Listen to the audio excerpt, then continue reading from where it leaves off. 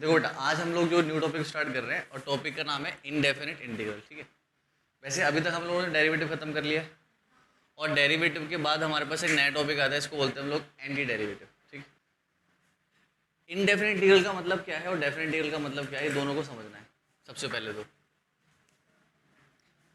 देखो, डेरिवेटिव अगर मैं आपको समझाऊं तो डेरिवेटिव का मतलब क्या होता था, जैसे मैंने आपसे कहा कि differentiation with respect to x करिए, किसका, एक्स की पावर 2 का, है ना। ये डिफरेंशिएशन का सिंबल होता था, डेरिवेटिव का सिंबल होता था। तो आप कहते हैं सर इसका डेरिवेटिव पावर आगे और पावर में से कम, ये होता था डेरिवेटिव, है ना।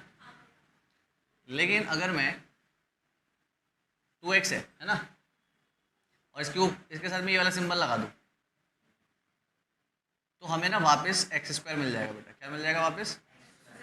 और यही कहलाता है एंटी डेरिवेटिव। क्या कहलाता है? नाम में क्या लिखा है? एंटी डेरिवेटिव, मतलब डेरिवेटिव का उल्टा है ये।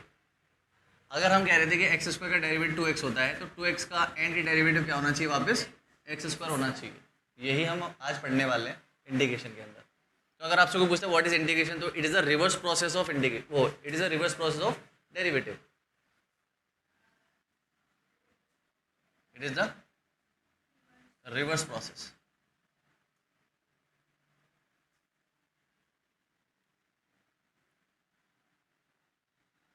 जैसे अगर मैं आपसे कहूं कि बेटा साइन एक्स का डेरिवेटिव बताओ क्या होता है, तो आप क्या कहोगे? कॉस एक्स होता है डेरिवेटिव। लेकिन अगर मैं कॉस एक्स के साथ ये वाला सिंबल लगा दूं, ये वाला, ये एंटी डेरिवेटिव का सिंबल, तो इससे क्या मिलेगा हमें? साइन एक्स मिल जाएगा, है ना। अगर मैं आपसे कह रहा हूँ कि टेन एक्स का डेरिवेटिव बताओ भाई, किसका बताओ? तो टेन एक्स का डेरिवेटिव क्या होता है? सेक स्क्वायर एक्स होता है। लेकिन अगर मैं सेक स्क्वायर एक्स का इंटीग्रेशन करूँ, यानी ये वाला एंटी डेरिवेटिव करूँ, तो क्या मिलेगा? टेन एक्स मिल जाएगा। तो ये होती है सबसे पहला प्रोसेस कि एंटी डेरिवेटिव का मतलब है it is a reverse process of derivative. और मैंने इसकी डेफिनेशन भी कुछ इस तरह दी है कि अगर एक फंक्शन है कैपिटल एफ एक्स, है ना, उसको हम लोग एंटी डेरिवेटिव तब बोलेंगे यदि अगर मैं उसका डेरिवेटिव करूँ ना उस फंक्शन का, तो वापस हमें क्या मिल जाए? वो फंक्शन मिल जाए। अगर ये फंक्शन का एंटी डेरिवेटिव है तो उसका डेरिवेटिव वापस क्या होना चाहिए? एफ एक्स होना चाहिए। ठीक है, यही सिंपल प्रोसेस है। यहाँ तक किसी को डाउट है कोई? अब ये होता है कि जो सिंबल हमारे पास है ना, ये वाला, ये मैंने आपको बता दिया कि ये सिंबल जो है ये एंटी डेरिवेटिव का सिंबल है। ठीक है, लेकिन ये बनाया कैसे गया? इसका मतलब है एस। क्या है ये? इसी एस को हम सिग्मा के नाम से जानते थे पहले, है ना। क्या नाम से जानते थे? सिग्मा मतलब होता था सम करना, जोड़ना होता था, है ना। और जब छोटे बच्चे थे तो हम ऐसे लिखते थे प्लस। जब छोटे बच्चे थे हम लिखते थे 1 + 2 + 3, ऐसे प्लस लगाने में तो जोड़ना होता था। फिर थोड़े बड़े हुए तो हमने सीखा कि इसका मतलब सम होता है, जहाँ ये लग गया मतलब जोड़ना है। और अब और बड़े हो गए तो हमने कहा जोड़ने का मतलब ये है। क्या ये भी सम है, ये भी सम है और ये भी सम है बच्चों वाला। लेकिन ये हम पहले पढ़ते थे, फिर हमने सिग्मा पढ़ा और फिर हम क्या पढ़ रहे हैं? समेशन पढ़ रहे हैं। इसका मतलब ही ऐसे ही होता है, ठीक है, पूरा। और इसका मतलब होता है सम करना।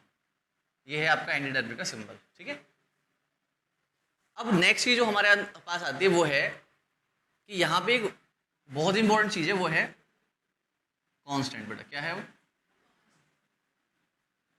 इसमें क्या होता है कि हम ना जब भी कभी इंटीग्रेशन करते हैं, जब भी कभी एंटी डेरिवेटिव करते हैं, तो हर आंसर के बाद में ना सी जरूर लगाते हैं। क्या लगाते हैं? इनडेफिनिट इंटीग्रल के हम जितने भी आंसर लाएंगे उस आंसर के फाइनल आंसर में हमें सी जरूर लगाना पड़ेगा, यानी कांस्टेंट लगाना जरूरी है। अब उसका रीजन क्यों? आपके मन में सवाल उठ रहा है ना, सर ऐसा क्यों कर रहे हैं हम लोग? उसका रीजन देखो। जैसे मैंने आपसे कहा आप ना डेरिवेटिव करो x² + 2 का। किसका करो बेटा? क्या होगा डेरिवेटिव उसका? क्या होगा? होगा ना 2x + 0। फिर मैंने आपसे कहा बेटा एक काम करो, आपने इसका डेरिवेटिव करो। क्या होगा? मैंने आपसे कहा एक काम करो, इसका करना x² ही लो, चलो तो x + यही बात है।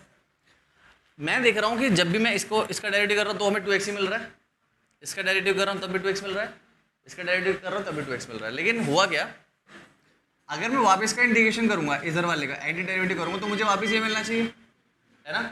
लेकिन अगर मैं इसका इंटीग्रेशन करूँ तो मैं तो कन्फ्यूज हो जाऊँगा कि यहाँ पे 2 लगाऊँ या फिर 3 लगाऊँ या फिर क्या लगाऊँ 5 लगाऊँ, कन्फ्यूजन हो जाएगी ना। देखो सबका डेरिवेटिव सेम आ रहे हैं ना, तो एंटी डेरिवेटिव करने पे वापस मिलना चाहिए था पिछले वाला, लेकिन 2x की जगह जब मैंने इंटीग्रेशन करा तो x² तो मिल गया। अब मैं क्या लगाऊँ यहाँ पे, 2 लगाऊँ, 3 लगाऊँ या 5 लगाऊँ, कन्फ्यूजन। लेकिन मुझे डेफिनेटली पता है कि लगाना कोई कांस्टेंट ही है, लगाना क्या है, कोई जो रह रहा है, जो हमें पता नहीं है क्या है। तो इसीलिए उसे लगाने के लिए हम लोग किसी नंबर को लिखने की बजाय सी लिख देते हैं। क्या लिख देते हैं कि भाई हमारे पास जो आंसर में आएगा वो कोई कांस्टेंट रहा होगा। क्या रहा होगा? तो फॉर एग्जांपल अगर मैं आपसे कह रहा हूँ कि x² + 2 का डेरिवेटिव करो तो आप क्या कहोगे? सर इसका आंसर है 2x + 0। अगर मैं 2x का इंटीग्रेशन करवाने लगा ना आपसे वापस, तो आप कहोगे सर x² और प्लस में c, ये लगा दोगे। वो 2 जो है हमें नहीं पता वो 2 है, 3 है, 4 है, 5 है, लेकिन है तो कोई कांस्टेंट ही जो हमें नहीं पता है, इसलिए हम लोग क्या लगा के चलेंगे, वहाँ पे c लगा देंगे। कांस्टेंट है, हर बार लगाना पड़ेगा, हर आंसर के आगे लगाना पड़ेगा, ठीक है। और वहाँ पे हम लोग क्या करते थे, वहाँ पे हम डेरिवेटिव जब करते थे तो हम कहते थे किसके रिस्पेक्ट में कर रहे हैं, x के रिस्पेक्ट में। यहाँ भी इंटीग्रेशन कर रहे हैं किसके रिस्पेक्ट में, वहाँ पे डिवाइड में लिखते थे, यहाँ पे मल्टीप्लाई में लिखेंगे। जैसे अगर मैं आपसे कह रहा हूँ कि x का इंटीग्रेशन करिए तो आप x के रिस्पेक्ट में ऐसे करोगे, ये सिर्फ लिखने के लिए, इसका कोई यूज नहीं है। अगर मैं कह रहा हूँ y का इंटीग्रेशन करिए y के रिस्पेक्ट में, किसके रिस्पेक्ट में, तो dy लिखोगे। अगर मैं कह रहा हूँ t का डेरिवेटिव करिए dt के रिस्पेक्ट में, किसके रिस्पेक्ट में, तो ये सिर्फ शो करने के लिए होते हैं किसके रिस्पेक्ट में हो रहा है इंटीग्रेशन, बाकी इसका कोई यूज नहीं है। इतनी बात क्लियर है?